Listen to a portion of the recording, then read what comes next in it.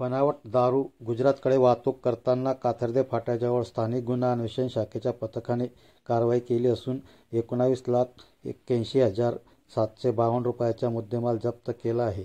गुप्त माहितीवरून स्थानिक गुन्हा अन्वेषण शाखाच्या पथकाने बनावट दारू 4,144 विदेशी दारू बाटल्या 3,81,752 रुपये किमतीचे व 4 चाकी वाहने जप्त केली आहे।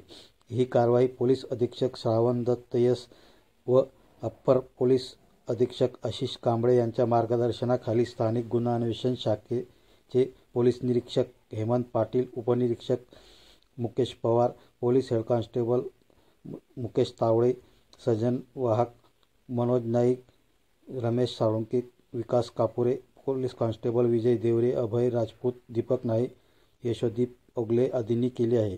पोलीस हवालदार मनोज नाईक यांनी फिर्याद दिल्यावरून शहादा पोलिसात गुन्हा दाखल आहे।